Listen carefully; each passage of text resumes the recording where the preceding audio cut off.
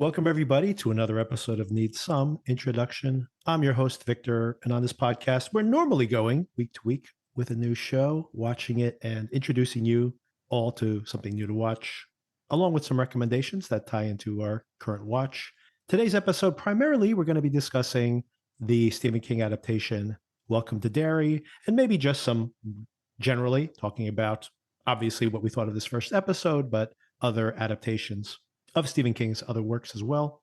But also, we will be discussing a very popular show, very popular film, I should say, that premiered on Netflix just this week, the new Catherine Bigelow film, A House Full of Dynamite? A House of Dynamite? What was the title here, Darren? A House of Dynamite, I think it was called. They have three different, they say it three different times. There's a title card within and each time it's slightly different. So I couldn't remember the actual official title, A House of Dynamite. On these episodes, I am joined by Darren. How are you there, Victor? Yeah, just following on from our spooky season horror Stephen King episode from last week. I caught up on The Dead Zone from David Cronenberg and very much enjoyed it. So thanks for that recommendation. Terrific. Yeah, we had a bunch of recommendations last week. That was a blind spot for Darren. And we might mention some other Stephen King adaptations as well in this very episode. And possibly, I'll edit this out if we don't get around to it, but also I did have some people have been reaching out like, oh, I'm not really into horror. I'm a scaredy cat. So I did put together a list of possible films that the scaredy cats might want to watch on Halloween. That's not too scary for the scaredy cats. And I did share the list with Darren, and maybe Darren has some. I'm curious to see if you've seen those films that I mentioned, but also if you have any others that you want to shout out as well. Of course, everybody's looking for something scary to watch this week. And of course, we have the terrifying Welcome to Derry series. Am I being sarcastic? You'll have to wait for the review. All right, let's kick things off with, I think we can probably talk about this film without getting to spoilers, although we may have a spoiler section. Maybe we'll save it for the end of the episode if there is one, only because this movie, A House of Dynamite, played at the film festivals and got some very strong reviews. And now the audience reaction has been negative not on the total film. By the way, Darren, you mentioned, is this getting review bombed? Because you're seeing some very disparate types of reviews. I did check some of the review aggregators afterwards, and Rotten Tomatoes and IMDb both are websites that normally get review bombed. And I have to say that the average rating among viewers on both of those platforms was pretty good. Not great, but pretty good. So it makes me feel like most people are enjoying the film. But with a caveat, I think most people are disappointed with the ending. We will not give away the ending here. But I was curious, before we get into any kind of plot breakdown or anything like that, Darren, what did you think of this film?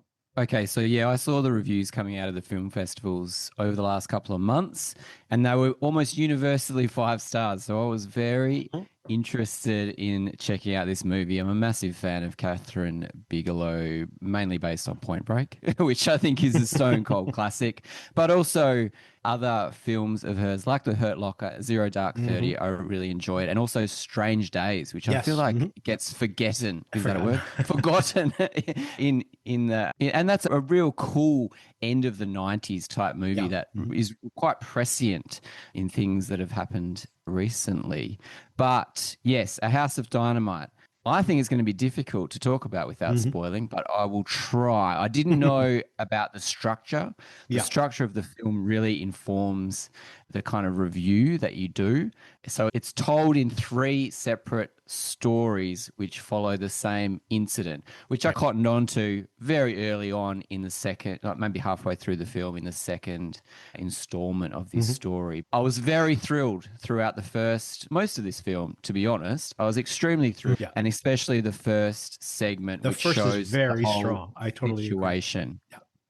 I think we could give just to set the table there a little bit, Darren. I think we could set I think it's in the trailer itself on the Netflix show, but just like to set the context a little bit to make the conversation a little bit easier. Like you mentioned, it is like a triptych. I think it's 3 sections where you are seeing the same rewinding of time. So we're seeing the same 18 minutes, I think they've said in the notes, although it obviously stretches out for half an hour, but we're seeing so many people's perspectives. I guess it is 18 minutes, but it's unpacked to a larger amount, like maybe like 35 or 40 minutes each section.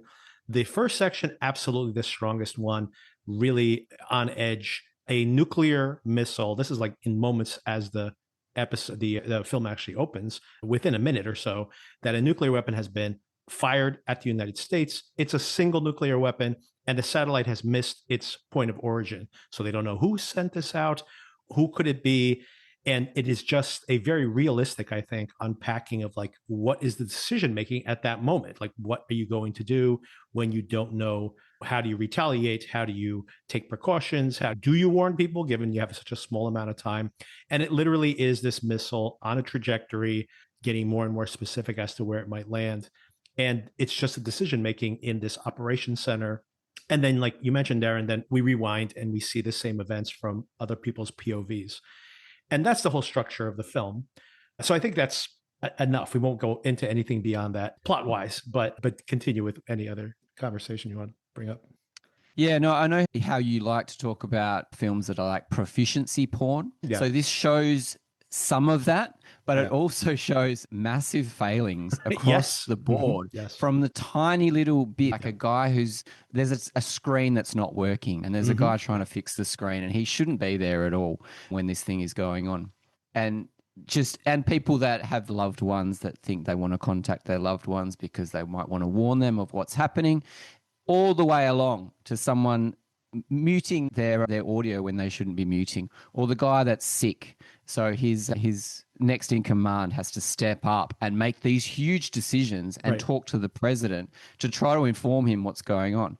And the fact, I think I read this morning, that the fact that whoever these guys are that at the top level, they train for this situation 400 times a year, whereas the president never trains for this operation. The president's handed this menu of things, and he has to make a decision of what to do to possibly incur the destruction of the whole world. I thought it was a fascinating film. I probably wouldn't go 5 stars. I probably wouldn't go 1 star either, because I was a bit shocked that people were really off this film. But I reckon it was a middling to really good film, and I quite enjoyed it.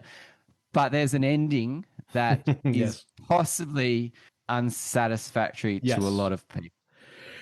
Yeah, and I completely agree with all of that. I did think that as it kept reiterating the same timeline, it became a little repetitive, and I needed some kind of payoff. And then the question remains as to how much of a payoff you get there at the end. And once again, I don't want to spoil it, but I would say that most people, and I feel the same way, I very much appreciated so much of the film. I thought the suspense was really great. It was very authentic feeling. It's probably very well researched. I don't know if this is exactly how it would play out, but there's a documentary, if anyone's curious. I can't remember the name of it, but I'll put it in the show notes when I do remember, that there's a documentary that shows these actual war games where they get all these, intellectuals and military leaders, and they're like cordoned off in this bunker, and they play out these scenarios, these end of world apocalyptic scenarios, just to have some practice at making these type of decisions. And it's probably comes out of that research that this very movie comes out of there. And if there's anything that's being said here, because it's very presentational, by the way, there's no political points being scored here. It is very much just like these 18 minutes and how proficient these people have to be. And I would say that if there's anything political that's being said here, it's that we all at the end of this movie wipe our brows and go, phew, thank goodness that the most rational, even-headed, and well thought out people are in positions of power when something like this happens. And if you don't catch the irony there, people, I don't know what to tell you. But I do think it does chill you to the bone when you do think about these things in watching this movie. Yeah, fascinating. I think, all the stories in it tell slightly different perspectives, but I was quite interested in all of them, even though they get a little less thrilling over time because of what's going to happen. But the one with the president at the end, where the president's almost a celebrity, and he needs to do so many public performances and appearances, whereas when he's actually presented with a life or death situation, it's like he's almost not trained at all to do this job. Right. It reminded me of, I couldn't stop thinking, what was that show that we covered? Paradise. Yeah. So the penultimate episode of Paradise shows a similar type of end of the world situation and how people deal with it, either excellently or terribly. So I thought that was interesting to see it in that kind of context as well. Yeah, I think we can leave it there. I would recommend it as well. I would say that I dinged it an entire star. By the way, I was very thrilled. I was on the edge of my seat the whole time watching it. And then I dinged it an entire star because of the ending. But I still give it a thumbs up. But I do want to just put that out there for folks that some people, an unsatisfying ending is a once. I think that's why you're seeing the very divisive reaction. People probably do feel like, well, that was a 4-star movie until the end. But some people like, I know many films, by the way, that are considered 5-star classics that I think are messy films, but have a strong ending. And people love those endings. If you nail the ending, you get a really good score. It's like the gymnast. If you stick the landing, you get a really high score. Doesn't matter how messy you looked in the air, you stick the landing. That's all that matters. Not everybody grades that way, but I do think that is the case, that sometimes an unsatisfying ending will knock you down. I will just leave it at the film wants you to define your own ending there, and without going into any details. And like I said, if that's not going to be satisfying for you, then take that with a grain of salt. But I think until then, it's very professionally made.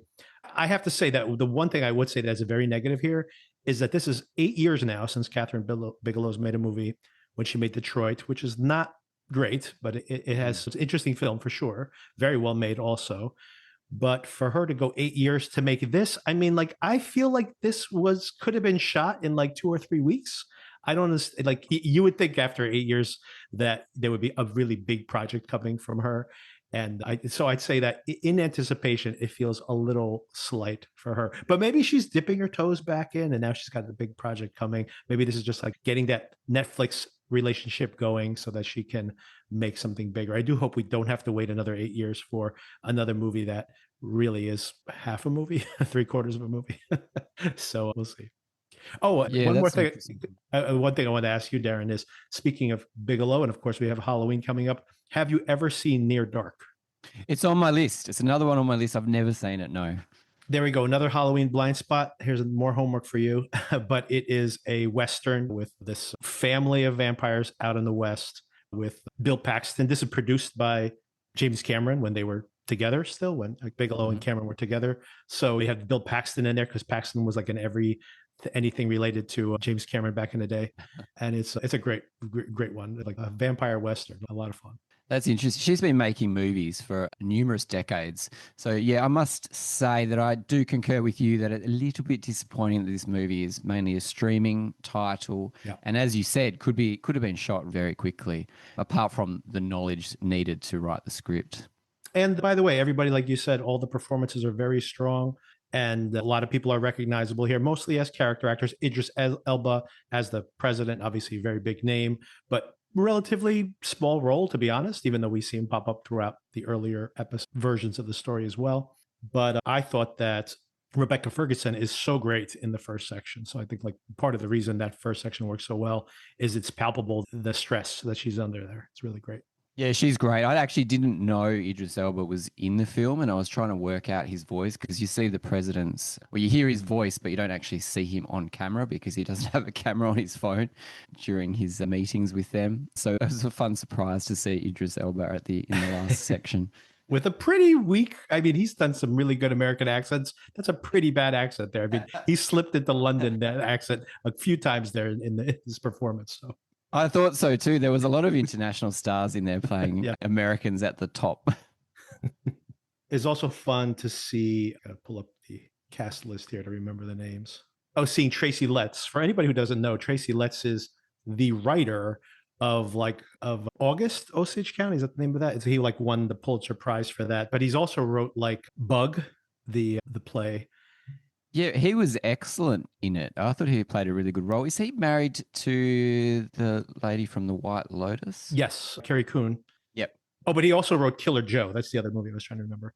But so was a writer primarily, stage writer, and still his plays still get produced. But now is primarily transitioned to being an actor. But I just think it's very funny that when you need the kind of the douchey white guy who's like we see him in The Lowdown and in this movie at the exact same time. And there's a couple of nods to Doctor Strangelove in this film as well. Very good shout out. Yes, there definitely are. This is like a straight faced Doctor Strangelove. So another recommendation if anyone hasn't seen that in a while. All right, maybe we'll spend a couple minutes in the spoiler section at the end. We'll circle around to I want to get your feel for the end of the film. And if anybody has do check the show notes this so you can jump around to the different sections. But I'll definitely have a timestamp there when we get to the spoilers, which we'll get to once we cover some of these other topics. Okay, next up, Darren, Welcome to Derry. So it's Halloween, and HBO makes some pretty prestigious adaptations. They made The Outsider recently, another Stephen King adaptation just a few years back. Very successful. And of course, Warner Brothers, which owns HBO, has also made the hugely financially successful It films. And so we get this film's been in this series has been in production for like 2 years because of the shutdowns from the writer's strike. Honestly, seeing this episode, I think they might have also done some changing. They tried to correct some things in the script because I think this pilot episode has probably been tampered with, has been reshot. There's some questions I have there on some of the things we saw there. But I don't know how else to say this. I thought this was an absolute disaster of an episode of TV. Wow, tell us what you really think. I don't want to be completely poison the well here, but I want to be upfront about that. But so, I mean, I have reasons for, and I think I just wasn't vibing with what I was seeing on screen at all. And we can get into details on that. But I mean, I know you're a bigger fan of, like, for example, the first of the more recent, The Machetes, the same couple that is producing this show and I think directed this episode, who also made the very popular films we talked about a minute ago. What'd you think of this in general? Okay, my reaction was not as strong as yours. In fact, it was quite positive, I'm going to say. It certainly wasn't overwhelmingly positive, but I'm on board with it and I'm trying to keep an open mind. I thought the structure of it was, I don't know how. So we're spoiling this, or are we going through I think we this? could spoil this episode of the show because, I mean, we'll just, obviously we've only seen one episode. So, I mean, but I think you could spoil this episode. I would presume at this point, if you are, I honestly think, this is part of the reason I wanted to have this conversation, that I was looking at the audience reaction, and on those same review aggregators I was talking about before, the reaction from audiences, there are definitely people who are like, this is garbage, right? But the vast majority of the people really were very enthused about this because I think there is like a self-selecting audience for this kind of product. So that is to say that I think the people right now who are still interested in what we're about to say have probably already seen this. They were probably looking forward to it. So. Okay, so, yeah. Yes, I was looking forward to it. And I thought so it's kind of got a bit of a storybook type look to it. So there's, I mean, we've talked in the past about how our distaste for CG. There's a lot of CG backgrounds in this. It kind of looks like it's a pastiche of like 50s, 60s type television, I think, or that kind of style. I thought it had a fantastic section up front with the car scene, the birth of the demon, which I didn't find scary at all, and none of it I found scary. I thought it was funny. I thought the scary bits were actually quite funny, and the bit at the end, which was quite shocking, really, because they set up these kids. I mean, it is all about the losers club, right? And it's about the kids, and you really feel these outcasts, and they band together and they fight this thing. So they assemble these outcasts together, and you're like, okay, the performances are a little bit uneven with these kids. Definitely. Some of them I was going with. Some of them I was like, ooh, I hope he gets better during the series. But then by the end, the Losers Club is decimated. It's all eaten by the baby demon. Eaten, destroyed, pulled apart. Who knows? I do like how the baby demon is a twin, right? So he's got another bit hanging off him. Did you notice that? I hadn't looked that closely, but I'll take your word for it. And I did enjoy when he's flying around the car and she's holding on by the umbilical cord. Yeah. Quite graphic seeing the birth scene as well. I'm all for it. I mean, yes, uneven. Yes, some of the acting's a bit dodge, but I'm trying not to be negative because I know that you're going to be extremely negative. But yeah, I'm looking forward to the next episode. Even though the lead girl, who I guess is going to be the lead of the series, is also not particularly strong for me. I agree. Yeah, we'll see what happens, but I'm definitely going to watch the next one. Yeah, so tell us why you think it was a disaster. So a couple of things I want to mention. First of all, I'm glad that you enjoyed it and were more into it, because I did want to have the show as part of our coverage, because I'm pretty sure it's going to be popular, even if it is divisive, maybe even more popular if it is. So, and there's a lot of overlap, like I had thought about. For example, in a couple of weeks on Netflix, Frankenstein, the Del Toro Frankenstein, is going to premiere. It's currently in theaters. So I'm like, well, there you go. We got another horror movie we could talk about, another adaptation, of course. The following week, Running Man is in theaters, another Stephen King adaptation. A week after that, we get Stranger Things, the final season of Stranger Things, or the first batch of episodes. And of course, Stranger Things is basically inspired by It, right? There's like a direct correlation between the two. So I'm like, there's so much overlap. Even if I'm not 100% on board with the show, then we'll continue to cover it. Oh, and by the way, of course, the Chair Company continues. We'll be watching that on Sunday night, so we can incorporate these other things we're watching on HBO as well. So I'm like, it's pretty easy to cover it. There's other things that will be premiering at the same time that we can use to build the conversation around.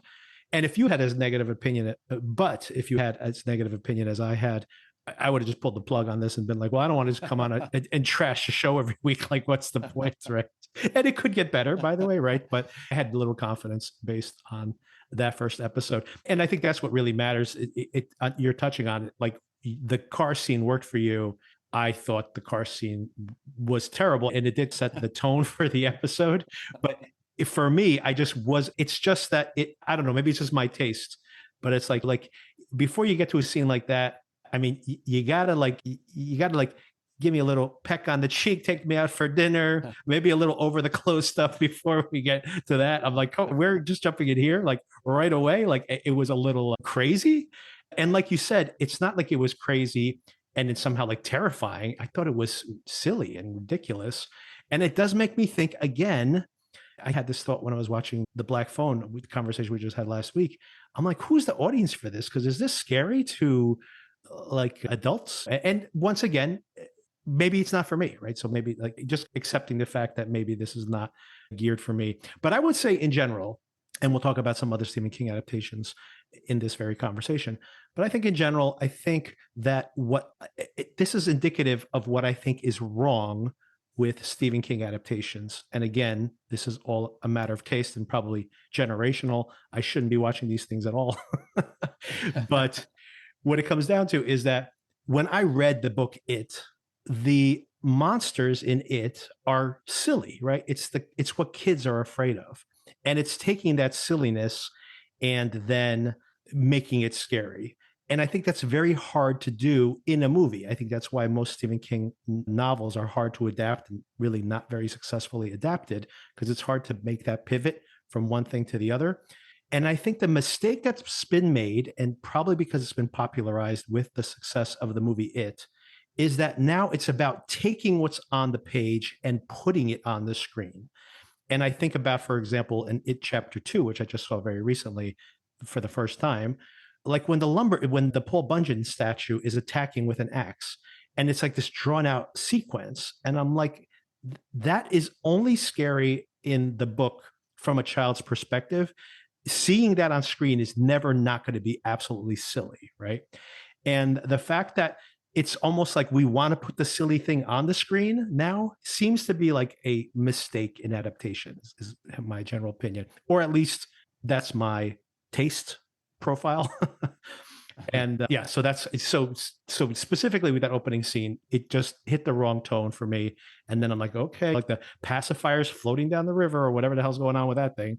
And like, I don't even understand how that is like what they think they're set. Like, this is the introductory sequence for the whole entire series. I don't know. Had a lot of questions on that. And then I'm like, okay, but maybe things will reset. And then, like you mentioned, you see these kids, you think you're going to get the same thing you've seen before. They're creating this losers club again. They're even seeing like their backstory, like that one boy's like has a Jewish family, probably also outsiders in this. It's the 1960s, just to set that as context. It's 1962, 27 years before the early section of It Chapter 1, basically, because this demon comes back every 27 years.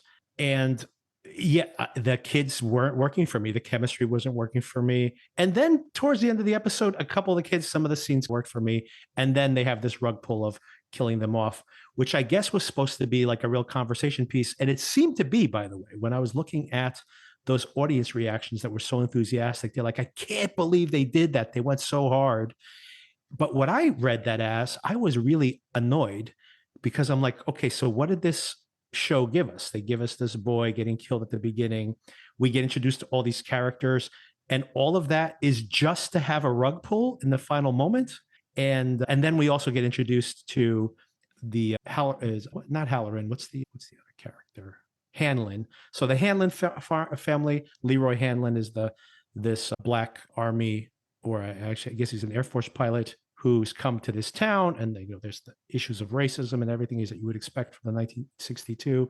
But there is a section in it where his family is rescued from a fire that is set at a bar that serves mostly Black families, and he's saved by Dick Halloran, the Dick Halloran from The Shining. So Dick Halloran, So Dick Halloran's driving the car in that scene. So I guess they're trying to integrate now this little tidbit from the It novel that Dick Halloran is not going to be a main character, will eventually, I presume, rescue this family. And maybe that story is not actually true and we see some alternate version of it, but that's what we have set up. But the point is, other than the setup of what's happening at the military base, and I'm not really sure I want the military involved with killing this version of it, when it's such a different type of story they would be telling if it goes very sci-fi versus what we saw in the traditional adaptations of it. And then like all the time spent with hanging out with the kids, only to have them all killed off in that final scene. And not killed off by Pennywise, by the way, killed off by the weird zombie baby, which I thought was just like for that first scene. But no, this is like is this the demon for the rest of the season? I don't know. Tev, as you can tell, I wasn't enjoying much of this. If only they could have Scatman Crothers play Halloran. DH him in this a series. lot. Yeah. I'm not sure. Is he still alive? I think he passed a few years back, actually. Yeah. I think so too. Okay, so that's interesting that you have a bit more perspective on the novel, which I've tried to read over the years, mostly when I was too young, but couldn't get through because it's as thick as a phone book. 1,000 pages. Yeah. Yeah. A couple of things that I enjoyed. I liked the way they integrated the Music Man film into the story. And I think one of the most successful scenes from the It films was when the film came alive, I think, in the first chapter of the remake. And I thought that was quite frightening. So I thought that was interesting that they were doing a similar thing in the theatre with the boy. That is he dead, or is he just been taken by Pennywise? And also the lampshade. That was probably the most frightening thing in the episode, I think, that the lampshade made from the skin of a Holocaust prisoners was frightening, terrifying. Yeah, so where do we go with this? It's very interesting. You're so negative about it. Also, the story with the whole nuclear paranoia also ties into A House of Dynamite, which was the most recent thing I watched just before I watched this. Yeah, which I thought was interesting. So, yeah. What do you think of the performances of the kids? I mean, I had the same problems you did. I think the kids in general weren't vibing for me, and it makes sense because it looks like most of these kids, I mean, maybe they'll be like come back as ghost figures because that's actually possible as well. So maybe we'll see some of these kids in other forms. But yeah, to be honest, in the reviews I've been reading, and they're very mixed as well, even from the critics, some are very negative, but they call out the fact that, well, then most of the loser club, this version of it, is gone by the end of the episode. And thank goodness that we have this one really strong central character who's left behind. And I have to say, maybe she will improve as the show goes on, but I was invested in her character, and I don't think she gave a very good performance. But more importantly, I didn't think anybody on the show was really giving a good performance. And I don't want to even disparage the performers because I don't think they have any characters to play. Like, and maybe it's too early to know what story are they trying to tell, but I just don't have any table setting here of what story are they even going to tell. So these characters don't really have any characteristics, any character traits yet. So maybe I shouldn't judge too early. But in this particular episode, I didn't think anybody really stood out for me. Yeah, I did like the lead character. She had a friend at high school with glasses. I did like her friend. Hair. Yes, I agree. Yeah. Yes. She was the highlight for me. She was a real person. I agree. I did enjoy her. Yes. I did read that this is written by the writer of Argyle, which I haven't seen, but which Oh I've heard no. universally Oh my terrible things about. God. Oh my God. If that's true, then no wonder. Argyle is one of the worst things I've seen. So these two might be in competition. Who knows? But that's it. I mean, and there's not any other plot to cover. I mean, that's the other reason I think that we could probably just keep covering this and see how our feelings change or don't over the course of this watch, because there's really not anything to dissect here other than I'm sure there's definitely some obvious themes that are being explored here, especially the racism on the military base. And I'm sure there's going to be some kind of grand conspiracy that somehow relates to this supernatural demon and how it's been like under this town this whole entire time. But I don't know how to I don't know what else to say. I Yeah, I don't have didn't anything mind. else. Yeah, go ahead. I didn't mind not seeing Pennywise in Yeah. his clown guise. I'm assuming the demon is Pennywise, but who knows? But I did say Bill Skarsgård is back Yes. playing this character, but I don't know when he's going to pop up and do his little smile, which everybody's looking forward to. But I also didn't miss it in this episode, which was good. So they're teasing us a little in that way. Another thing, maybe my expectations were a little disappointed here too, that I had heard, and I read the interview today in detail, I avoided it earlier, but I had heard through the grapevine that the Machetes were talking about the story taking place in multiple timelines. And maybe I had like a more convoluted imagination of what this might be, where you could actually see like characters in one timeline and how that helps defeat Pennywise in another timeline, or that Pennywise exists in multiple timelines because he's like in a supernatural being. So I thought there'd be some interesting way where you can see how things have changed and have not changed in this town over time. And so many of Stephen King's novels, whether it is Salem's Lot or Needful Things, and of course it as well, are all about like a town that like refuses to change and how there's like these sins in its past that are covered up, and then how the demon or monsters that show up represent that to some extent. So this is a theme that he goes back to over and over again. And it'll be interesting to explore that by having these parallel storylines. And that's what I was expecting when I heard about these multiple timelines. But that's not it, Darren. I read the interview, and what he was saying is he pitched this to HBO as 3 seasons. There'll be 1 season in 1962. The next season will be in 1935. And then the final season will be in 1908, when Pennywise, the actual clown, where he originates. So I'm like, I don't know if that's an interesting way to tell this story. But I guess that's if this thing even comes back for another season. So that's another big question mark. Well, it's a good tip. I mean, I'd probably be more interested in seeing the 1908 version, the very early version. It worked right forward instead of backwards, right? Yeah, but oh well. So the next one's dropping on Halloween. So on Halloween, yes. Thank you for reminding me. That's the big news for anybody who is vested in this. I assume if you're still listening to this, you do care. You'll get it early. So it's available on Halloween for anybody who wants to stream it early. And then we will regroup and discuss episode 2 and also whatever else comes up. What do I have on the agenda? Oh, Begonia. So I'll be reviewing Begonia. I don't know if you'll get a chance to watch it, Darren, but if not, let me know. But maybe a little bit of homework for people out there. But my general opinion is you should always watch the remake before the original, because the original one might mess things up. There is a South Korean film called Save the Green Planet, and it's easy to stream. It's available on Hoopla and Canopy and a bunch of other free streamers. And this Begonia, the new Yorgos Lanthimos film, is a remake of that South Korean film. So if you want to watch that, you can watch that in anticipation. But we will be covering the next episode of this Welcome to Derry series and whatever else pops up along the way. Oh, and before then, by the way, I want to shout out that this Wednesday, I'll be wrapping up this season of Slow Horses and also another Mick Herron adaptation, Down Cemetery Way, I think it's called. So just as Apple TV wraps up one very successful spy thriller based on the Mick Herron novels, we get a new one starring Emma Thompson, by the way. Cool. I haven't seen any of Slow Horses, so I'll probably miss that episode, but I'm going to catch up on it one day because it gets universally great response. And so, yeah, I'm interested to see if the next season is as good as previous. It's a workplace comedy and also a spy thriller, and highly recommended. And it's always 6 episodes, by the way. And they are already shooting the next season. They crank them out one a year. So I love just the idea of just regularly cranking out these seasons indefinitely. And but do check out, Darren, check out on Wednesday, check out the new thriller series that they have with Emma Thompson, that Down Cemetery Way, I think it's called. Let me look it up so I get it right. Okay, so Slow Horses is on Apple. Is this one on Apple as well? They are. They're both on Apple, and Down Cemetery Road is what it's called.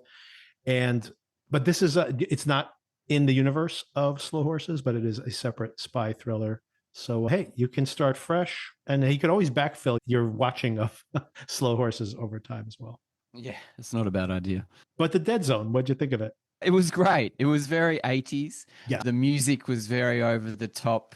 It was very what you think of 80s movies, very plodding and yeah, the acting was of that time. But it was great to see Christopher Walken as the protagonist. I thought his girlfriend in the show did a really good job. Martin Sheen was great to see him in that role. He was perfect for that role. Speaking of nuclear bombs, also.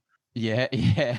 And yeah, it was fun. It was a fun thing. And it was, I think, one of the better Stephen King adaptations without being fantastic. It was very solid. And yeah, it was a fun watch. Yeah. And yeah, Cronenberg, one of his most mainstream films. And then he made The Fly after that. I love The Fly, but I kept expecting it to go harder or go, a bit more Cronenberg-y, but it didn't. It was quite straight and yeah, it was fine. Yeah, I think that the only thing where Cronenberg or is fascinated by body horror, but like the body itself as a betrayal. But I think the only scene in that whole entire film that has like his fingerprints on it is when the serial killer kills himself with the scissors. Yes. And that spasm afterwards. Yeah. Yeah, you just brought that back. But yeah, it's one of my favorite Stephen King adaptations. And Cronenberg, like I said, like a really mainstream version of a Cronenberg film, but still. And Howard Shore, that soundtrack, he's done all of Cronenberg's films and started, I think that's maybe the first one he did with him, actually. It was very notable, yeah, for sure. And it's just amazing. You just think about if you were in a coma for 5 years and you had a girlfriend, you had a job, and you wake up and everything's gone. Yeah, it's quite an interesting thing to think about. Yeah. And he gives a great performance, of course. Cronenberg has always really got great performances, from whether you think about Dead Ringers or you think about Jeff Goldblum in The Fly and Gina Davis, both of them fantastic. And you have this film as well. I mean, he always gets really great performances from his actors. I'm still looking forward to seeing The Shrouds, which was his last film, but I really enjoy Eastern Promises with Viggo Mortensen. So good. That's another great one performance. Of his great modern ones, yeah. Naomi Watts is great in that movie too. I mean, just great performances all around. And The History of Violence, of course, yeah. Oh, and I saw The Shrouds, by the way, and I very much liked The Shrouds. It's a movie that I liked very much. I would recommend to nobody. It's like if you are a big fan of Cronenberg, it is one of his most personal films. So it's very autobiographical. It's about the death of his wife. So there is this element to it that is so personal, but what a bizarre film. And not a mainstream film by any stretch of the imagination. But I think Cronenberg is so far even giving a crap as to whether his films are mainstream or not. So good for him as well. Make them if you can. Whatever, he's in his 80s at this point. So make a couple more of those. Incredible. Okay, so a couple more things I wanted to touch on. First of all, I went to the Montclair Film Festival this week. And there's a whole bunch of films I wanted to see. And only got to see 2 of the ones I really wanted to see. One is the new Joachim Trier film, Sentimental Value. This is from the director of The Worst Person in the World, one of my favorite films of the past few years, and stars also Renata Rensvi, same actress who starred in that film, and Stellan Skarsgård, and also Elle Fanning is in this film as well. And it's coming out in the US this week. So just want to shout it out that it won the Cannes Award, and it is getting rave reviews. I thought this film was excellent, but too long. And I watched it with my wife. We both agreed that we thought the pacing was bad, but it is very strong, incredible performances, an amazing emotional wallop at one point in the film But like, it's one of those films that like every scene could be a little shorter. You could just make like, it's not like they want to cut out big chunks of the film. They just made all the scenes shorter. But the pacing was a problem. But other than that, the film is really strong, which of course I did not feel for most of his other films. The other film I saw that you'll be curious about, Darren, I think, is the new Park Chan-wook film, No Other Choice, which is an adaptation of a Donald Westfield novel from the 1980s, believe it or not, and set in America. This one is set in South Korea, and it's about this guy who is like upper middle class, and he works at a paper company, and he gets downsized. He loses his job. An American company comes, downsizes acquires it, and then downsizes his company. And then he decides that he needs to get that job back.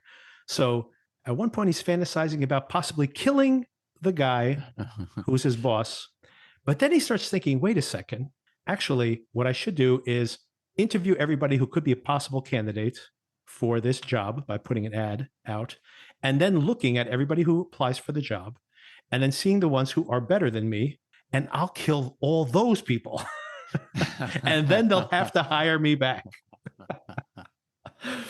And it's really fascinating. And as it's very comedic early on, and as he is basically stalking these people and contemplating, is he going to actually go through with this or not? As he eavesdrops on these people's conversations and follows them around, he starts to see that all the they have all the same parallel problems he has. So he gets more empathy towards them, but still is set on this plan. I won't spoil anything as to whether he goes through with this plan or not. But the film is very comedic, really suspenseful at times as well, not slow paced at all. And what I would say is the end of the film is one of those things that's pretty mundane. I don't want to spoil anything here, but felt downright apocalyptic in watching it.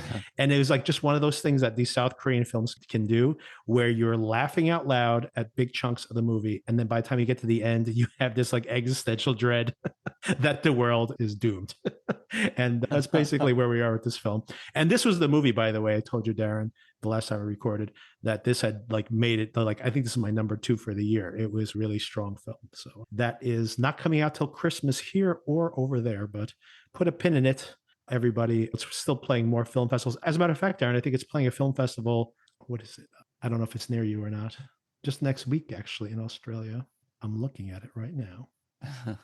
No, I can't find it. Anyway, but it might be playing at a film festival somewhere near you. But well, I'm a massive fan of Korean cinema, and you've given me some great recommendations. Remind me, Park Chan-wook, did he do Old Boy and Old Boy? Yeah, and the Decision to Leave. And for me, I mean, I'm a fan of many of his films, but I think he's made Old Boy, The Handmaiden, and Decision to Leave are all masterpieces. And I'd say Joint Security Area and Sympathy for Mr. Vengeance are near masterpieces. Like he's got 4 or 5 movies that are near masterpieces. And by the way, No Other Choice is in that, not a masterpiece, but a near masterpiece. His batting average is incredible for me. And so and like I said, I mean, his worst films, like he has an English language film, which is still very interesting, not fully successful, but it's called Stoker. Have you ever seen Stoker? I haven't, no. This is a psychological horror movie that you might be interested in seeing. It has Mia Wasikowska and Nicole Kidman, Matthew Good, Dermot Mulrooney, Jackie Weaver. It's got a great cast, and it's very strange, like a Oedipal psychosexual thriller. And I do recommend it. It is one of his worst films, but by the way, not a full success, not fully successful. And I think the language barrier is part of the problem because it's in English, obviously. But it is still really fascinating, like a movie that doesn't work, but is really interesting. So even his worst films, I think, are, and like I said, he's got 5 stone cold classics. So this is another one. This No Other Choice, another great film. And what is it with these Korean movies that just absolutely shatter you by the end and get you recalibrating your worldview because of some of the themes they present? I mean, some are really tough going, but so entertaining. People are saying it's this year's Parasite. It definitely has to do with some of the same social issues. But I mean, that's not the tone management thing. I know how difficult it is it's just something, I think it's just some directors got it. And some directors don't got it, but it's like the Coen brothers can do this. David Lynch can do this, make you laugh in one scene and then terrify you the next. And Park Chan-wook can do this, and some of these, and it's almost a style in a lot of these South American, South Korean films. But it's a hard thing to pull off. But when it's impressive when you can. All right, Darren. So another thing I was thinking is, as we are going through watching the Derry series, and if we presume, and maybe let's just presume this, that from week to week, there might not be that much plot to cover, because if this happened, that happened, this worked for me, that didn't work for me. 5-minute recap. If that seems to be the case week to week as we're covering this, I was wondering if we did want to do a rewatch of something, put something in the back burner that we either want to rewatch or haven't watched before. And I came up with a list of things. So you can mull this over and decide which one of these appeals to you, given the next before we meet up again. Okay, option number one, also on HBO Max, The Outsider, a Stephen King adaptation for a recent novel, not an old novel of his, but a very recent one of his better recent novels. And you have not seen this. I have seen this. It's good. You have not seen it. So that's option number one. Option number two, because of Tron Ares, I have been listening to the soundtrack to Watchmen again, and listening to the soundtrack to Watchmen made me want to watch The Watchmen again. Who watches The Watchmen? So I needed to watch The Watchmen again and hear that great soundtrack. But also, hey, another adaptation like it, Welcome to Derry, but it's not a straight adaptation, like a sidequel, like a pseudo sequel to the original work, not actually the original work. So I'm like, hey, there's an extrapolation on, and also on HBO Max, so easy enough to watch. So that's option number two. Option number three is there's 3 seasons of this show, but we would watch just season 1 of Castle Rock, another attempt to take Stephen King stories and make something else out of them. I have not watched this at all. I know you've sampled it, right? I've sampled The Outsider, but I have never seen, I don't think I've seen anything of Castle Rock. Oh, okay. All right. So that's an option. There you have, like, that is set in Castle Rock and basically a stew of all these different storylines from Stephen King. And that is on Hulu. I don't know if you have Hulu, but if you do, or Disney, I guess you have it on Disney. So that's another option. Oh, do you have Paramount Plus? I got rid of it, but I can pick it back up again if there's something that's necessary to view. I wouldn't recommend it for this particular thing. I have not seen this, but there's a new adaptation that no one has seen, by the way, because this is when Paramount Plus first came along. One of the very first things they produced before the network actually had any kind of viewership was a miniseries of The Stand. And this is with Alexander Skarsgård and a bunch of famous people in it. And, and what's his name from Paradise we just talked about? Who plays the president in Paradise? Oh, James Marsden. James Marsden, right? So James Marsden, an all-star cast, basically, in this series that no one has watched. I think it's only like 6 episodes long, and it's on Paramount Plus. So that's another possible option. It's just a one and done season, so easy enough. I'll leave it at that. That's enough. That's enough choices, I think, at that point. So yeah. So once again, it could be The Outsider, or Watchmen, or Castle Rock, or The Stand. Those are mostly Stephen King adaptations, of course, but we also have The Watchmen, which I just want to rewatch. So it would be easy enough. And I make the excuse, hey, look, it's an adaptation of it's an adaptation of like one sentence in the original work in both cases, right? And it has that in common. But also maybe something that I think is someone extrapolating on the original material in a successful way versus maybe not successful way, but we can compare and contrast. So yeah, well, The Watchmen really jumped out at me. I have seen it before, and it blew my mind, to be honest, how crazy it was, how different it was from the source material, and how it just took on its own story, and how successful it was at it. I thought it was fascinating. So I could possibly be up for a rewatch of that. Otherwise, I have bad memories of the Stand miniseries from the 90s. I remember getting super invested in it and actually hating it. So I'm not sure if that bodes well for another remake of that. And Castle Rock also seems very interesting in the way that it is adapting stories from, I guess, the town of Derry, right? It's actually Castle Rock. So, but I mean, they all take place in Maine. So I think like Derry and Castle Rock are supposedly in these fictional world. They're like neighbors of each other. And I wonder if it's, yeah, how successful it is compared to It Welcome to Derry and telling these stories. Yeah. So I thought they would all be intriguing things to dip into. We probably won't be able to discover all of them. So if we pick one, we can reach out to me during the week. And by the way, audience, if you want to pipe up, if you have a particular one that you've been wanting to watch, reach out to us. Needssomeintroduction@gmail.com is the easiest way to email us or get in touch with us. But also, if you want to leave a comment on, if you're listening to us on Spotify, just put a comment on this episode and I will receive it. Or on YouTube, of course. On YouTube, just put a comment and I will aggregate that. And if we get a lot of feedback for one over the other, then I will take the decision away from Darren and we will go with what the audience wants. Otherwise, it's up to Darren because I would watch or rewatch any of these. And I honestly lean towards Watchmen as well. But if you've never seen The Outsider, it's actually good. So it's something you can watch. It's an opportunity to catch up on that for yourself as well. Yeah, I did notice it wanted to play, my HBO Max wanted to play The Outsider straight away after I watched Welcome to Derry. It's been wanting me to play it, chapter 1. That's what they want. Yeah, okay. All right, Darren. So this is the section of the episode where we can talk about horror recommendations for fraidy cats. I'm pulling up my list I sent you.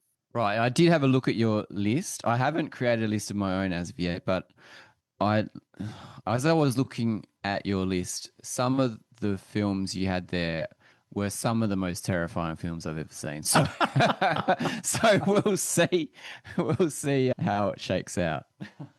Okay, yeah, that's a good point, though. So I did have categories for these. So the first one, and I'm actually curious to also know if you've watched these films.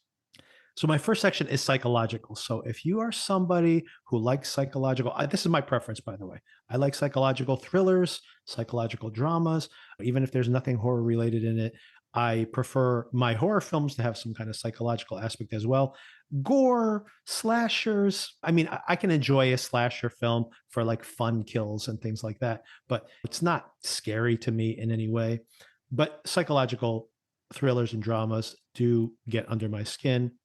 So I have a list of these. So if gore is your problem, that's specifically what I'm bringing it up. So if gore is your problem, you don't like jump scares, but you do like psychological thrillers. Of course, in general, you can watch like David Fincher movies. You can watch all of them. You can watch David Lynch films, all of them, right? So I mean, like those are like granted, but these are some that maybe you haven't caught up with. One is The Babadook. So that is an Australian breakout, very small budget, but a true breakout film. We've been talking about that movie multiple times because of Essie Davis, right? Has popped up in a bunch of things we watched this year. Truly terrifying film. I think I watched it during the day and I was extremely freaked out. Yeah, it's like a monster film on a budget and very effective at scaring the audience, I think. And then a hugely popular film here that maybe people have forgotten about, but I think it's still worth a rewatch if you've never caught up with it, of course, is Black Swan. Yes, I reckon I've only seen it once. I really want to watch that again.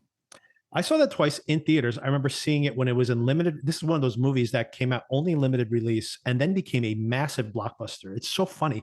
They did not think this movie was going to be a commercial hit. So they put it in limited screens and then it played through the holidays and they couldn't get it on a lot of screens because there's so much competition around the holidays. So it was like having huge sellouts. And I remember seeing it and I'm like, well, it made a lot of money in the United States, but is this really going to play worldwide? Darren, the movie ended up making $128 million in the United States and another 200 and more than $200 million overseas, over like $350 million.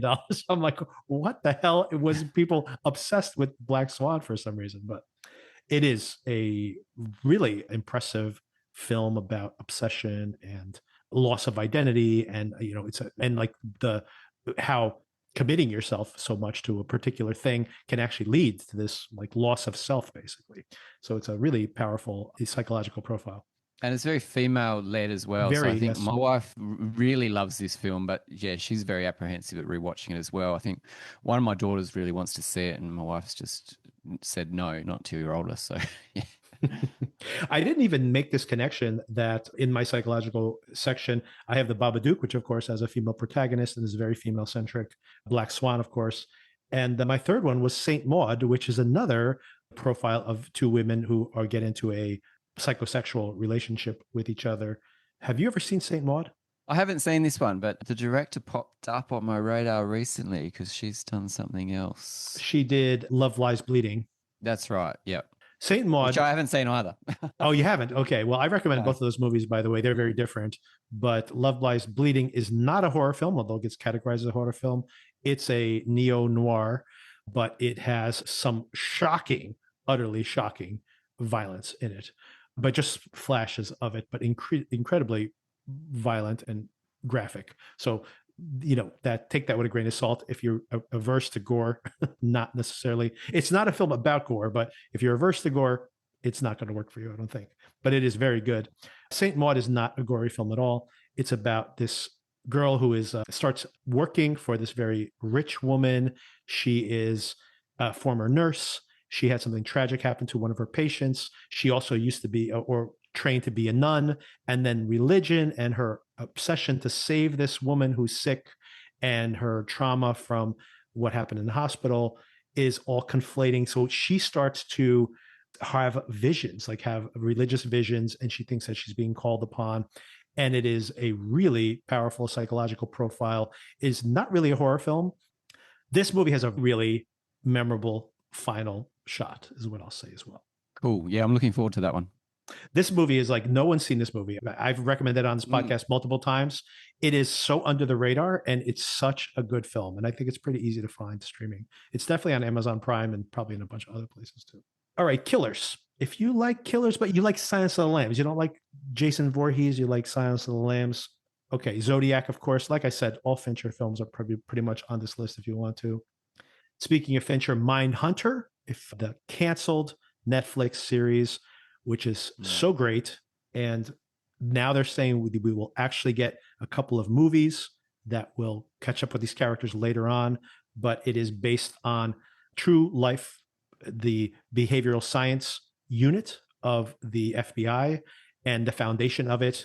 They live underground at the FBI building, and they're interviewing serial killers, trying to develop profiling to be able to understand how they kill and be able to use that to catch these killers, and profiling actual real world serial killers. But it's not the version of like Monsters version of wallowing in people being tormented and torn apart. It is literally just people, the science of it. But it is terrifying sometimes, like when they think they're close to capturing someone, in the same way that Zodiac is sometimes so psychologically tense, even though it's not graphically violent most of the time. It functions the same way. And also, by the way, a lot of the show actually shot by David Fincher. Yeah, fascinating show. I've seen most of it. Very cerebral, very procedural. I've actually read the book that it's based on, written by the guy who basically developed this way of identifying serial killers by their behavior. And it's just a fascinating read. And looking forward to movies they're going to make out of it. And if you like Silence of the Lambs, of course, the first Hannibal Lecter film is not Silence of the Lambs. It's actually Manhunter. And this is very 80s, but still holds up. I just saw it last year again. Have you ever seen Manhunter? Yeah, I have. I've seen it a couple of times. It's Michael Mann, isn't it? Michael Mann, exactly. One of his first movies. And if you've watched Mindhunter, you do know that in the background, this is something that was supposed to resolve in the next season of Mindhunter, which never happened. But throughout the previous seasons of the show, you see a killer who's developing a modus operandi. It is the BTK killer, who is like waiting in people's homes and tortures these women and usually kills them, not always, but obviously this is upsetting content. But you never actually see him make any of his kills. You just see him developing his skills, basically. And that BTK killer there is a film that is, once again, very easy to watch, called The Clove Hitch Killer, which is not about the BTK killer, but almost all the details in that film are based on the BTK killer.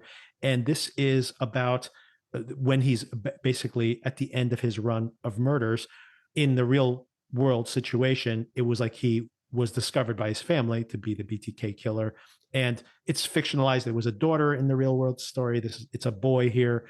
And there's more like this idea of like this father being disappointed with his son for not presenting the right kind of masculine traits he expects. So there's a lot of this kind of examination of masculinity. in that relationship that they get to play up because we're looking at a boy instead of a girl like it was in the real true life story. But it's pretty upsetting stuff, especially when you think that a lot of the details that are in the film are actually based on the true crimes. But it is a pretty strong serial killer film, and it's very recent. So there was a big spate of them back in the 90s. If you want that kind of more cerebral, more procedural serial killer film that is very much like set within the drama of the family. It's not really about like a Silence of the Lambs type Dracula, like Hannibal Lecter character, but a very mundane serial killer story, but intriguing, very interesting, and probably more psychologically true than you expect some of these other series. Then it's just the movie, it's not a series, but it's a pretty interesting watch. I don't know if you were caught up with that one, Darren. No, but that sounds interesting. I don't know much about the BTK killer. I think there's a true crime documentary that's quite big on Netflix at the moment. One, yes, that's another reason I Yeah. actually thought of this, because I knew it's popped up again because of that. Before Oh, we just move on, back to Manhunter. go ahead. There's a good trivia question. Who's the first actor to play Right. Hannibal Lecter? And it's Brian Cox in Manhunter. That's right. Oh, before I move to the next category, so any recommendations you had off the top of your head for those categories? So first psychological and then killers. Mate, you've got a long list. Let's keep going with your list. You Waiting could- for me to think You about could jump in at the end. Okay, sure. Okay, if you like science fiction with a little twinge of horror in there, these are none of the films I'm about to call out are horror films. So I want to be clear about that. If you like sci-fi, you don't like horror, then these three films are not horror films, but it has horror iconography. When you're watching it multiple times, you'll start feeling like this feels more like a horror movie, even though we're actually in the realm of sci-fi. And it's got to do with like alternate histories, alternate realities, time loops. And I won't even tell you which is which in which of these stories, because part of the pleasure of these films is the surprise in seeing how the stories unwind. And I really like all three of the films I'm about to shout out. Okay, first one is Coherence.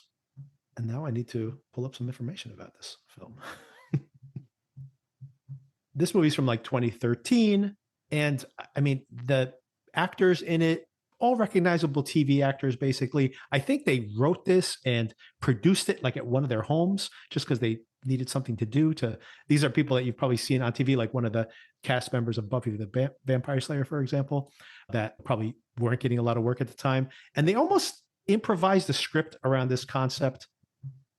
And it is such an interesting film to watch. And basically the premise of it is that there is a meteor passing overhead, and in the middle of the night, these friends who are all together at this dinner party wander outside, and in wandering outside, they get lost. Some of them get lost, and they walk in and finally find their ways back into the house. But something has happened, and they have somehow walked into like an alternate reality version of the house. And then the people, of course, who were out and about, their alternate versions have now ended up in the other home. And then they have this revelation that this understanding that this has happened, and they have to figure out, like, how do we know which reality we're in right now? And they're literally just like writing notes on a piece of paper and they come up with very clever ways to untangle this. But then they start getting paranoid about each other as well. Like, what could be the agenda here as this night progresses? And it's like very low key and very quiet, but very smart. And like I said, it has moments where it kind of slips into a world of horror, possibly. But have you ever seen this film? I'm looking it up, and I don't think I've ever heard of this film, but it looks like the type of movie that I'd really enjoy. Next one, very much in the same vein, is a film called Triangle. You ever seen this one, Darren? Doesn't ring a bell either. I think this one's a little more popular. Okay, no? Oh, I'm getting a long list. You got a lot to catch it up to do. This movie's from 2009, stars Melissa George, Australian, correct? Yep. Yeah, she grew up just down the street from me. Oh, there you go. But directed by Christopher Smith, who's from the UK, who's made some other films that I'm trying to think of what's popular, that he's the most popular thing he's done. He did like a horror comedy called Severance. I don't know if you ever saw that one. Black Death. Severance is the one where these people go on a work retreat and there's a serial killer chasing them down. It's like another comedy horror film. Triangle is not comedic, very importantly here. So Melissa George goes out on this yacht, and she is on this boat, and then she sees a masked person with a gun, and something happens on the boat, which I won't go into details. And what happens is that she gets rescued by another boat. But then things start to repeat. And then she starts to realize that she's inside of the same events she saw before, and it starts to nest. It's like the film Primer in a way, where you start to see like how many iterations is she into this story, and then you start to think like, when did this all start? And it's really mind bending, and has like, there's moments in the film when you realize what's actually happening, and is one of those. It's all done visually. No one says a word because so much of this is just her reacting to what's happening, and it's like such a shocking moment. You're like, oh my God, I cannot believe what I'm seeing right now. It's an incredible reveal. And I'm like, I'm obviously being as vague as possible, but if you like those kind of things where you're like, what the hell is going on? And then like someone just turns around and sees something and you're like, oh my God, I know what's happening right now. And you like that kind of revelation. That's what the film gives you. I'm definitely going to be busy because I haven't heard of this one either. Oh, of course. Last one, and you might have the same problem with this. Have you ever seen the Spanish film called Time Crimes? Again, I have not seen it, but I think I have heard of this one. This one I feel like a lot of people have heard of. And this is maybe the best of the three that I just mentioned. This one's from 2007. As a matter of fact, this is the earliest of those three. I think this one probably inspired the other two. And this is, I mean, some of the iconography in Triangle is right out of Time Crimes. And it's a very similar situation where this man gets into a car accident. He shows up back at his house. There's a stranger there. He gets attacked. And then same thing as I just described in Time Crimes and also in Coherence, that at some point he starts to be like, what is actually going on? And then it's as if he's like, I have somehow entered into an alternate timeline, and he is trying to figure out, how do I get back into my regular timeline? Like, and the actions he needs to take get more and more extreme. So gets really extreme, but very funny at the same time. And once again, the way that he solves everything at the end is just brilliant, utterly brilliant. And this is available on Hulu, by the way. I'm just pulling it up right now. So very easy to watch. Check it out on Hulu. It's in Spanish, but hey, come on. And by the way, it's in Spanish, but so much of this is him reacting to things. There's barely any dialogue in it anyway. So I don't know how many more of these I can do. I'll just go one more category here because I put maybe too many things on my list, and I still want to get some feedback from you as well. But so vampires. So if you like not necessarily vampire movies and you don't like horror films, I have two vampire films that I highly recommend. One is Only Lovers Left Alive, which is Tom Hiddleston and Tilda Swinton as these vampires that are hundreds of years old, living in Detroit, and basically just hipsters, like the oldest hipsters in the world. And this is Jim Jarmusch, so it's very much of a hang of a movie, but it is definitely a horror. I mean, not a horror film. It's not scary, but it is definitely a vampire film, let's say it that way. And it's also like wildly romantic, but like so many Jim Jarmusch movies, like me being a hipster who's about the same age as Jim Jarmusch, maybe he's probably a generation older than me, but we're not that far apart in age. And when all these revelations of like how like the experience of aging and trying to be a hipster still at the same time, I shake my head a lot listening and watching Jim Jarmusch films, and maybe no more than this one, which of course is also a vampire film, which I also enjoy, anything horror related. So I did like the way he brought horror elements to his usual type of observational comedy. And another great comedy that I just saw very recently, this is a Montreal film. This is also available, I think, definitely on Canopy, but on a lot of the other streamers as well. This is a movie called Humanist Vampire Seeks Consenting Suicidal Person. And this is about a teenage vampire girl who refuses to kill, but and her parents are just so frustrated. They're like, she needs to move out of the house. She can't be a kid forever. And we can't keep killing for her. She needs to grow up, get out of the house, and finally learn how to kill on her own. And the way she decides to solve this is by trying to find suicidal young men that she can feed off of. But the first one that she attempts this on very much wants her to kill him, but she gets a crush on him. So it becomes this coming of age vampire comedy. And it's very sweet and it is very funny. The family stuff is very funny. Like when you had the parents are so frustrated with her. I think a lot of people have these kind of scenes that you see in movies of these parents disappointed with their younger generation. But of course, they're trying to murder innocent people while they're doing this. So it's very funny and very relatable in its own way. And this is, I think a lot of people have not seen this one, so I do recommend it. It is in French. It's a French Canadian, but it is a very good film as well. Great. Okay. Well, you filled out my list very well. I've got a couple that I've just pulled up now talking about the vampire genre. There's Let the Right One In, and also the remake, the American remake, Let Me In. And I think they're both really good. I agree. And both different as well. So we went to Sci-Fi. So I think Sci-Fi, I'm not sure if Annihilation. Oh, yeah. Which I found very scary. Maybe not a horror movie, but definitely has horror elements.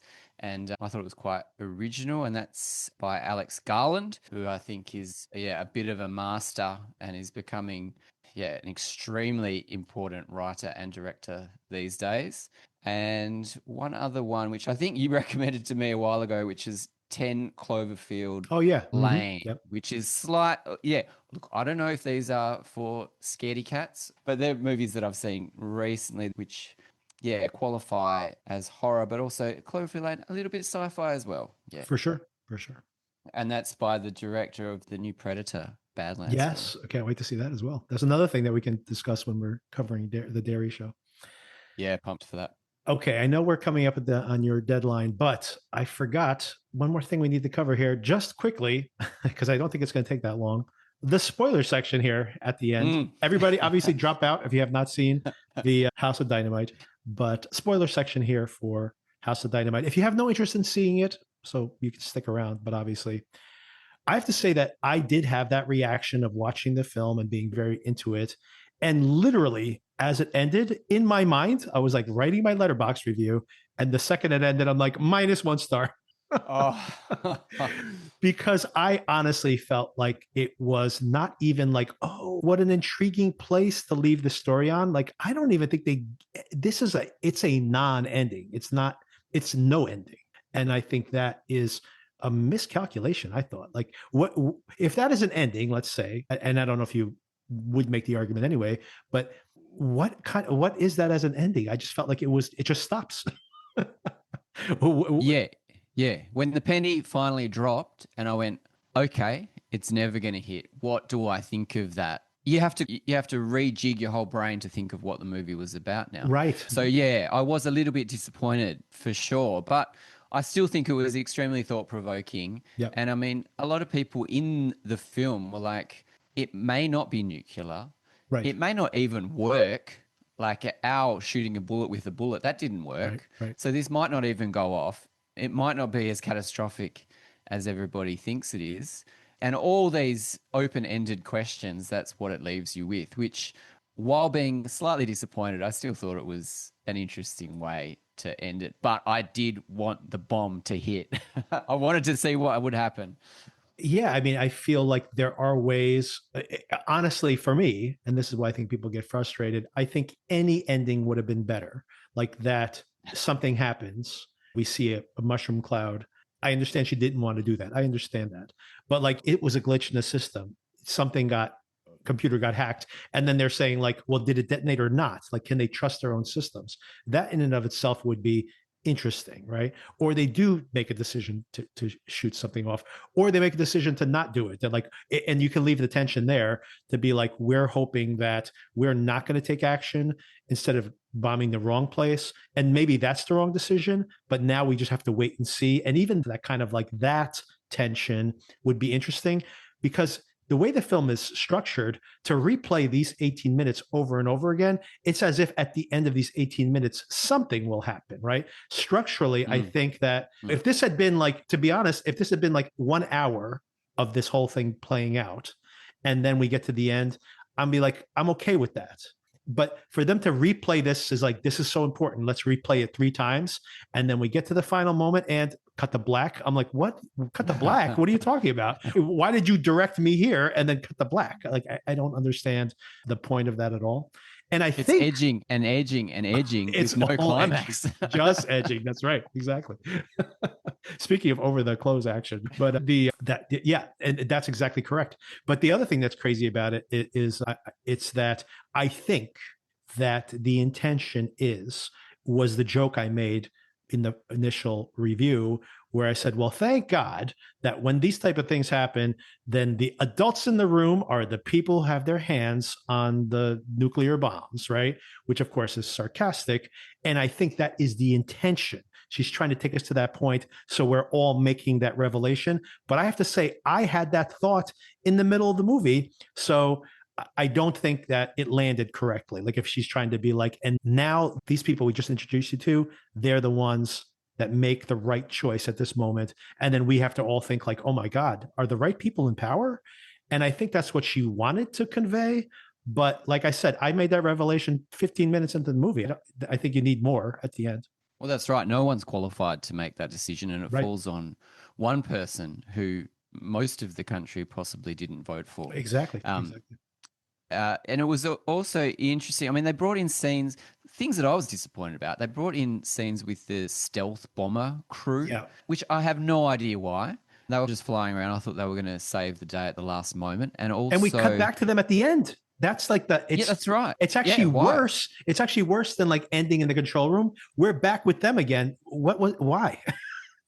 I didn't get it. I didn't get it at all. It's not even like they're in Chicago and are going to get bombed. They're just people like somewhere. They don't even know what's going on. It's like, what are we doing here? It's really weird. Yeah. Really weird. Didn't get that point apart from what a cool job that would be, is to cruise around in that equipment. That's just amazing. Right. And also the FEMA person who got evacuated into the bunker when possibly she was not the best person, and her workmates were like, why does she get to go? Why did she get to go? Exactly. And I didn't even realize what effect that had on the story at all, apart from going into this bunker at the end, which led me to believe, let's go straight into that Paradise show, straight into the bunker. Exactly. Yeah. I'm glad you circled back to that, because I thought about it too while we were watching it, but totally forgot to bring it up. But absolutely. But it does make you ask those same questions, right? That Paradise did in a much more heightened way, obviously. But yeah, I mean, what a bizarre choice to end the way they did. And yeah, I don't think it worked, basically. I think that's what it's supposed to be. Exactly like you said, it's all edging, and then like, and now what? And we're supposed to leave with all these questions of like, what do you think happened? Are they going to make the right choice? And I don't think that works with this type of film, because we spent minutes with these people. I don't know if they're going to make the right choice or not. I'm not vested in whether they make the right choice or not, right? It's not like I'm really concerned about, like we did see the Tracy Letts character. Is it Tracy Letts character who calls his daughter? Someone calls his daughter. No, that was, another British actor. He was the Secretary of Defense. I can't remember his name, but apparently he lost a wife, and now he's possibly going to lose his daughter, and he just walks off the roof, which I thought was great. Yeah. So that is, just a really weird way to end it. But up until then, really suspenseful. But I mean, I'm not sure I'm on board with, even though I said it was very suspenseful and really well executed until then, the filmmaking is absolutely impeccable, but I don't think the script works. Even the repetition, which I'm not a big fan of anyway, but the repetition of plot over and over again is didn't really add anything to it either. I think as a matter of fact, because you're rewinding and you don't have the experience of being in it like you were that first time, the suspense is lessened each time. And there's nothing compared to that. The suspense in the first sequence, the Rebecca Ferguson sequence, is so intense because, of course, this is going to be this terrifying situation. And then when you know it's going to repeat multiple times, you just start being like, oh, okay. Like, we don't have to know what's actually going to happen until the end. And then you don't get it at the end. So you're like, oh, okay, I think that's a big structural miscalculation. One thing we didn't talk about is that the Greta Lee's character came into it, and she was immediately put on a call with the president. She almost thought it was a joke, but she brought up the idea that it could just be a cyber hacking incident. Right. Exactly. And there might not even be a missile, which is one of the reasons why you couldn't shoot the bullet with the bullet, because there was no other bullet, which I think is really interesting that could possibly occur. It's a little BS, I think, this particular condition. Not that you wouldn't expect to see like an all-out attack from some foreign country, but more this type of one missile, and then the fact that they would, for example, you have a 60% chance with these missile defense systems. And they're like, well, we can't fire too many of them because we don't know how much more are inbound because there's a finite number of these. They don't have that many of them actually. But given it's only the one missile, then you might want to have a show of force to really make sure you knock it out of the air before things escalate. I think that would happen. The other thing is I can imagine just like flying a bunch of jets into the line of the missile strike. And it's just like, yeah, I mean, I'm sure plenty of people would sacrifice themselves or eject from the planes and just put them on a standard course to try to detonate the bomb if they see it. But yeah, I think it's an interesting point that you bring up too, that there's this whole, one of the questions here, is this even real? Are you going to start a war? This is like going back to war games, right? In 1984, but it's the same concern. What happens if you're seeing a nuclear attack and it's just on the screen and it's not actually happening? Yeah, and I did think it was funny when they said it could just be one drunken Russian submarine captain who's breaking up with his accidentally wife. Fired a missile, right? And you got to start World War III because of it. I also, by the way, I mean, this is maybe what the film wants us to do, is to talk this out. I mean, if you're in that situation, what do you do? The idea that it's like the Tracy Letts way of thinking that we have to strike, we can't look weak. I'm like, if someone fires one missile, not like 25 missiles, fire one missile, this is catastrophic. But I'm not going to fire a missile until I know exactly who shot me. I'm not going to start a domino effect. That might be the intention of whoever set that one off in the first place. So, I mean, like not sure the decision would have been as difficult as they were making it out to be. And that general just wanted to strike anyone, somewhere. Whereas the president, Idris Elba, was very reticent to fire a missile to anywhere unless he knows where it came from first, which I think is what most of us would think. But the amount of pressure that he's under from these forces and these guys sitting next to him saying, you must choose one of these things. It's like, well, do I? Yeah, and I think some of those arguments, I mean, maybe people do think this way. I mean, I think it's actually become clear that a lot of these politicians do think this way.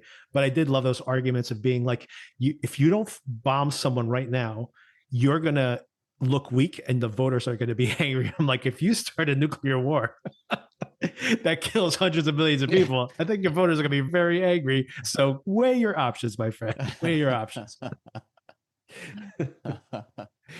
That argument, can't look weak. Can't look weak. I'm like, I don't know. Count to 9. We saw a movie this weekend and they're like, before you open an email attachment, it's like one of those public service announcements, like count to 9 before you answer the emailer. It's like, what? Count to 9 before you bomb North Korea. Yeah. Well, I think I saw in the news yesterday that Russia has just successfully trialed a new smart missile that can hover and hide in the trees and all sorts of things. So it's a topical thing at the moment. And by the way, those new smaller, the strategic nuclear bombs, as they call them, which don't knock out a whole city. But they are like massive explosions. Anyway, we could detonate multiple buildings at the same time and have nuclear fallout, although much smaller amounts of it, obviously. But these strategic nuclear bombs, they are not going to be floating in the air for an hour and a half to be shot down.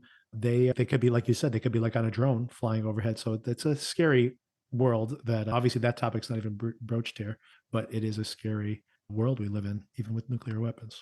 And the Idris Elba president did bring up, he said he listened to a podcast. And I was wondering whether that was the podcast that you recommended a while ago with the House of Dynamite. Yeah, that's right. It was me. Paradox. He was listening to our podcast in this fictional world. Oh my God. By the way, I'm glad you brought that up. What a groan-induced. Not only is it the title of the film, it's like he's saying like, we need to make a decision in the next 5 minutes. And he's like, I was listening to this podcast, which by the way, a line that I say too frequently, my wife would play. I was listening to this podcast today, but I would hope that at that moment, even if it came from a podcast, I would keep that to myself. Oh, my wife's sick of me saying that. I have to say I read it in a book or something. She's like, yeah, exactly. There was a podcast from a podcast, wasn't it? I could smell podcast all over that. All right. So many more recommendations. Anybody who listened to our last episode and had too many recommendations, well, here's another 20 or 30 or whatever we gave you in this episode. Oh, I don't know. Yet one more thing to discuss if you want to. If you want to. All right, Darren. Thanks once again. And yeah, we will see Welcome to Derry. I do hope it's an improvement next time around. And but we have other things to discuss, of course, many other things to discuss. So we will regroup next week and maybe catch up Always. on the Chair Company too. Another funny Yes. episode this week. So we'll have Yes. touch base on both. And also a bit more horrifying than Yes. than Welcome to Derry. Yes, Definitely scarier than Welcome to Derry. It's true. Absolutely true. All right. Great talking to you. All right. Thanks, Darren. Thanks, Victor.